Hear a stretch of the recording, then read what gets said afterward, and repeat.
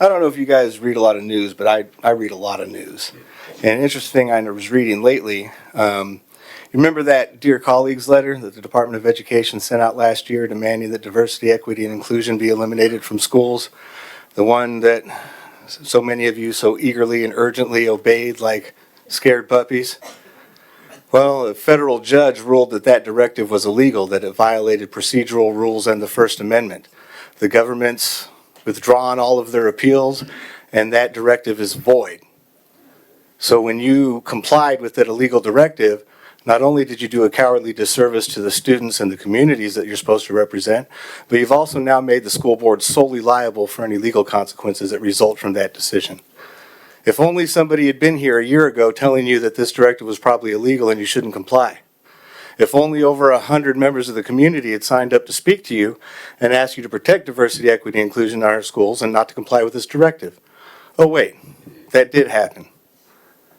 Do the right thing now and put diversity, equity, and inclusion back into our schools, please. Another interesting thing in the news was the student walkouts that happened at almost every Virginia Beach high school this last week. There's been multiple walkouts at our schools this year.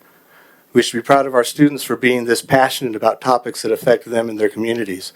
We should be even more proud that they've taken it upon themselves as a civic duty to organize and speak out about these topics. As a school board, I would think you would be listening to the students and trying to address their concerns. But instead, you decided to rewrite policies to suppress their First Amendment rights and silence their protests. Before you vote tonight, I'd like you to think about Rosa Parks, Barbara Johns, Martin Luther King Jr., and many of the other honored and celebrated Americans whose example these students are following. I want you to ask yourself what you think American values really are. Because if you ask me, it's our students that are participating in their civic duty, exercising their First Amendment of speech and assembly to stand up for their communities that are exhibiting American values, not the school board members that are trying to silence them. Make good decisions.